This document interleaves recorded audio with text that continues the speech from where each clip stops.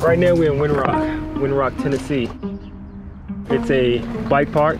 I call it the man's outdoors playground. We're here for the Tennessee National, and that's one of the races where the big elite pro guys can like start to qualify. I'm here to have fun. You hit hard. That's why I'm here. Have fun, here we go. My name is DeAngelo Washington, known as Angelo. I'm from Richmond, Virginia, born and raised in Crane Court. If you don't know what Crane Court is, it's a housing project here in Richmond. Oh, this is where it all went down. At the time, I didn't know any better.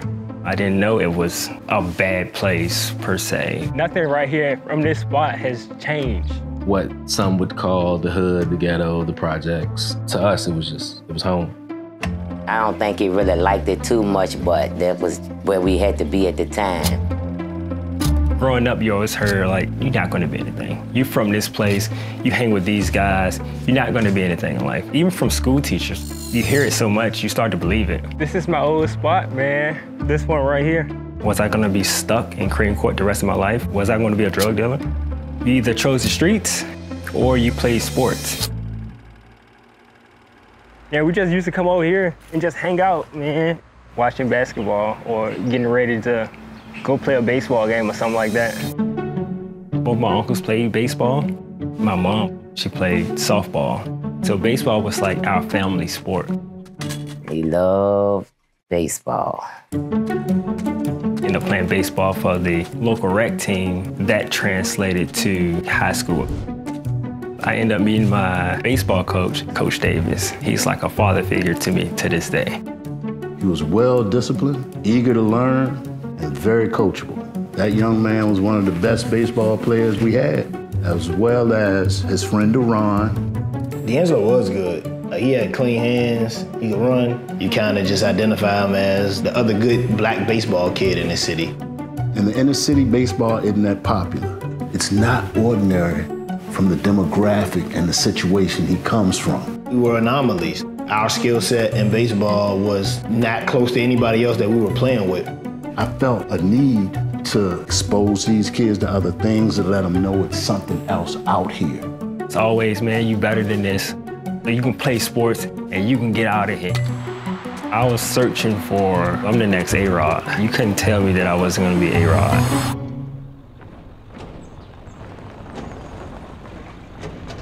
So yesterday I felt pretty good. Just a matter of filling out the bike on a proper downhill track. Now today we get to like really push to feel how fast we can go. I'm going to go get this. Prepare for it like it's a World Cup race.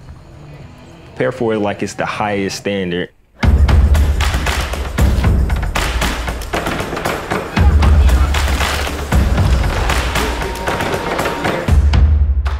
It's a nervous feeling overall until you like actually start riding. And you're like, oh, I've done this before, yeah. So it's just like, oh, pure bliss.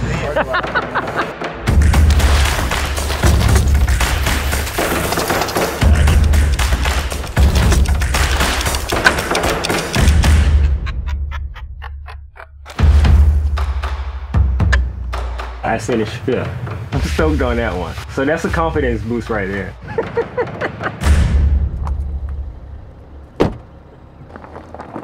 So I went through high school. I became known for like, oh, that's D, he played baseball. Going into the 12th grade, that's when my mom moved. We probably be going to a county school because back then that was the thing. You go to Richmond Public School or you go to a county school. So I transferred my senior year and that was just like, it was clean. I never had to worry about being in a fight. And that's when I learned about the SATs. Like guys was already getting like offers to go to school. I'm like, hold on, what? Like, yeah, I play baseball. Like, I'm pretty decent at baseball. Like, well, I'm not getting a scholarship. The only limit that we ever had was exposure. If we had social media, it would look different. Nobody was coming to Mosby and Creighton and watching any black kid play baseball, and they still not. I can't afford to go to school It was too late for me. Stopped school, started working at Home Depot. 2008, at that point I had my first daughter, pretty much going through a lot. I kind of like did some research. I'm like, how can I get back into baseball? I just love it too much. NABA, National Adult Baseball Association. One of my friends, he said, yo, I'm managing a team this year. I need you to come play. I'm like, oh, for real? Just count me in. Welcome to the big leagues, welcome to the big time. Pressure peaking levels when you're heading for that big So when we're young, we're fit, we're in shape, we're cocky. We wanted to pull up to a baseball game, play our young Jeezy, be fly, and kick your butt. If you would have seen how all of us carried ourselves, you wouldn't know us from a major league team. We were putting the work in. If he wasn't at practice, he was still practicing. Worked our butt off to get to be that premier spot in the league. We were literally on top of the world. So that's what made the accident so bad. 2014 season rolled around. This was our season. We was going to win a championship. Game start, we get a guy on first base. Me and Deron, we're just talking outside the dugout. This guy, he's up on deck warming up. I remember him saying the bat is so end loaded, right, which just means the end of the bat is heavier because he had the bat weight on backwards. He goes to swing the bat with the bat weight on, and the weight come off, just hit me, bam. Completely crashed the right side of my face.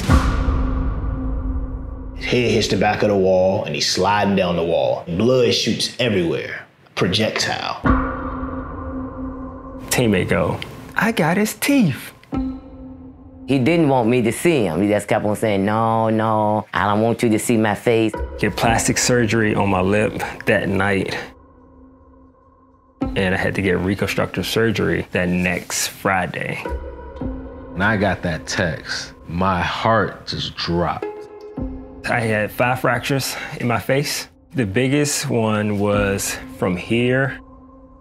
It kind of like traveled all the way across. The scary one was this one right here. Kind of like threw off my vision, messed with my depth perception on the field. Balls that I normally get, and I wasn't getting them. Deep down, I knew he was going to be okay. But I kind of felt a loss because I knew how much he loved that game of baseball. I love this sport, but I can't be out here like tricking it up like this.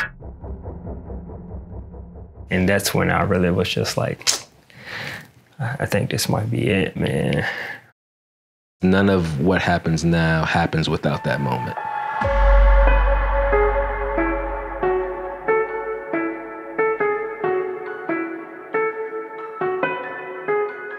He was actually fairly new to riding when I met him. He just seemed curious. 2015, coworker, Jeff Haas. One day during lunch, he was like, hey, Angelo, you wanna take my bike out for like an easy stroll? Richmond area really has good mountain biking. He didn't know the trails at all, right? He was unfamiliar with it. I really don't want to do that. You know, what I look like. Yeah, I'm a baseball player. I play real sports, right? You just take my bike out, around the gravel, just enjoy yourself. It's your lunch break. So Angelo does three-dimensional design for us. Around 10 years ago, he actually met one of the principals of the company at a career fair. We really saw a passion. Really, that reflects throughout all of Angelo's interests. I met up with him after lunch. It was pretty cool, man. Thank you. Like, that was real relaxing. He was like, what are you doing Friday afternoon? Met up with those guys on Friday. You should see me. I was just like, what is this? Every person had like a missing tooth. I was like, oh, that's kind of cool. Like, crashed about every 100 yards, and I fell in love with that sport. I want to do this, nothing else. I want to do this. I'm like, a mountain bike? Bikes? You riding bikes? Dude, that wasn't the plan. You're getting scarier. Yeah, as soon as this injury over, I'm going to get another one. Oh, this fool done lost his damn mind. You are dealing with a god, yeah. You don't really want them props, yeah. Get it done with just a nod. It gave me a thrill, and it was a new challenge. This is like taking me out. Like, this is fun. I didn't understand it. That's not a cultural thing for us. Didn't even know it existed. It didn't take long before he surpassed me in speed and endurance. The first time he showed me footage, I was like, did you speed this up? And he's like, no, this is real time. That's another example of how he's not cut from the same cloth. Once he says, this is what I'm doing, that's what he doing. What's that? Holy shit! And I noticed that same love and passion for baseball. Baseball is real technical. Scanning the trail is real technical. So as we scan up and down the trail, it's the same thing. We're just taking in information, just like taking in a ground ball. I remember one day saying, you're gonna replace baseball with riding. He was like, never. Ask him how that is now. My first 3-4 years, I took it as I'm preparing like I'm a World Cup racer. My first downhill race, I ended up winning. I did it! Hell yeah, dude! I did it! Hold up, me, single me. You are dealing with the god, yeah. That probably was the most stoked I've ever been with myself. Sure enough, I'm seeing videos, I'm seeing competitions, raising in the ranks. One year, he was on the cover of a magazine. My son still got it in his room. At one point, Verna was calling me podium baby. Every race, I was on the podium. Man, anything this young man touched would turn to gold. Mountain biking. It gave me a new identity. I hop on my bike and like whatever I was going through, it's out the door. I'm in the woods now. As a whole, as a community, it's so welcoming. Hey, got it. How'd you go? Oh, dude, how was that run, man? But I don't get to fellowship with like other black men or women like on a race circuit. Their comfortability, it's not there. When we started coming out to races, we were the only black face we would see. When I first started racing, I was actually pushing up to the start gate. It was like a few older black ladies. And she goes, baby, we don't do this. That's a white person sport. It's always been, I get weird looks from other black people. You're crazy. Black people don't do that. Why can't I do this? Am I not supposed to be riding a bike? Okay, watch this. The thing about both of us is that we'd rather do the other thing, always. You can't duplicate, ain't no copy paste DeAngelo. He's an individual. All of us have tattoos on our wrists that says D4G, and that stands for Destined for Greatness. We honestly just landed in better situations with that mindset. As far as mountain biking go, we kind of limit ourselves. We just need the exposure to say I'm here. And so now he's getting an opportunity to display who he is, what he is. I'm just glad that he was bold enough to stay the course. Certain things that we have to break ourselves.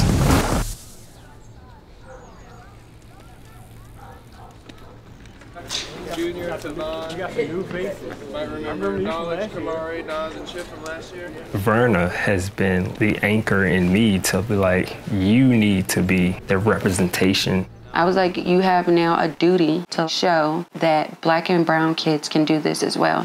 Somebody see you doing this, they probably say, shoot, you know, I want to try this too. Winning a couple of races and stuff like that, people see you and always ask the question like, hey, Angelo, you ever thought about coaching? I really didn't want to coach at first. I just wanted to race. The requests became more. So I had this little fun day out at Pocahontas. 60 people showed up.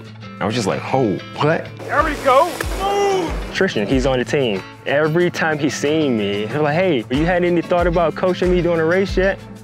Connected with Dave Kern, which is the other coach. He was kind of like, any help you need to get this thing up and running, let's do it. That's when I started to start Line Drive Mountain Biking Academy. The goal was to start with 5 kids, and I wanted them to like really get the experience of a coach.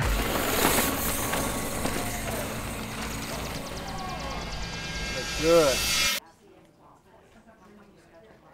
Everything on here is good. You just want me to sign this one right now? Yeah, I'm just down at the bottom.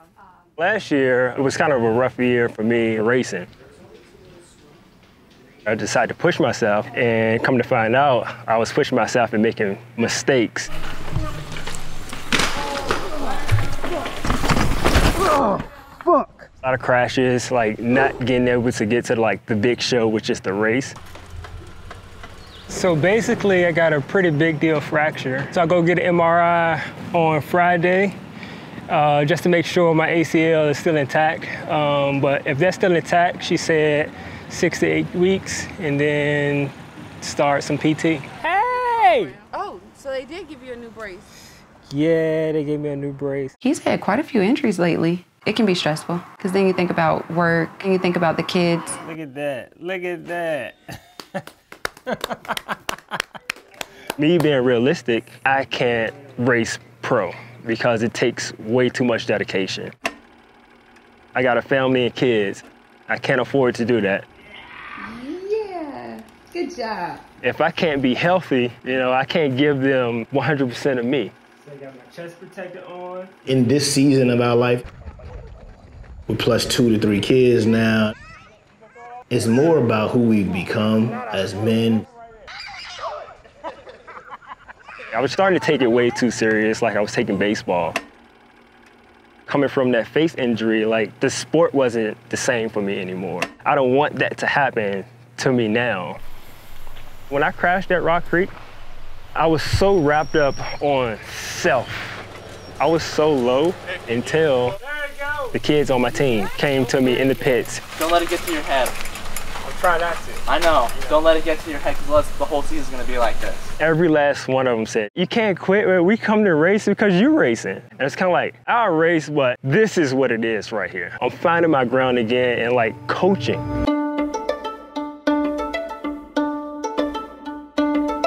Today, we're gonna tackle Snowshoe Mountain for some downhill. You guys ready to give it a try?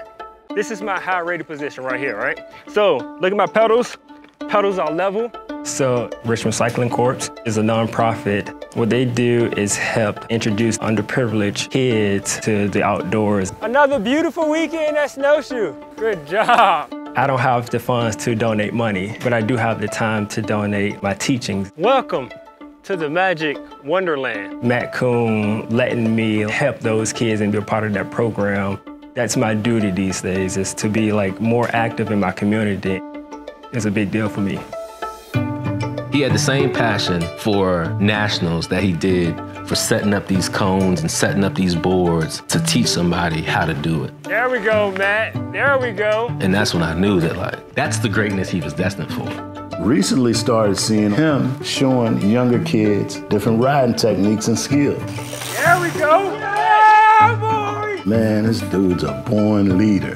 Nice and white, look at that. I like it, yes. If you touch DeAngelo and what he enjoys, you're gonna get something from him. Say race day! Race day! So right now we're about to head to the finish line. I want to be the first face these guys see once they finish this challenging course.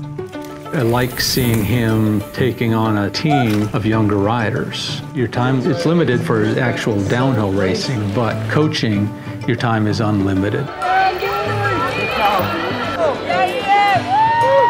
We are stoked on that with 2 riders still on course. 5th place, I'm happy with that. It's good to see somebody in their element align with who they are, especially a young black man from Creighton Court. It's hard to get out of those conditions. What he's been through to get to this point, and to see him persevere like this is huge. There's just some really good people in that neighborhood that get overlooked. Let me see what you got, let me see what you got. Don't let him pluck it this time. When you look at DeAngelo's story, he'll talk about like his childhood and stuff, and you never see hopelessness. To know that he is having the ability to like reach back and show these kids like there is hope. It is tangible. Yeah, start to have fun on that bike. Him teaching it now allows for kids from Creighton Court to have access to a way that they had no idea existed. It was challenging. It really taught me, I'm gonna say, a lesson. You gotta always try something new. Never give up. Good job, dude. There's a cohort of minorities that's being brought together that's only gonna cultivate more people. And all that does is lead to a greater evolution of the sport for everyone. Thank you so much, Angelo. You really do so much to support our youth in this sport. Really, everything that he's doing now, helping the kids, just makes me proud of him. I was 28 when I first started riding. If I can introduce kids earlier to this sport, that's my goal. They always said dream big, right?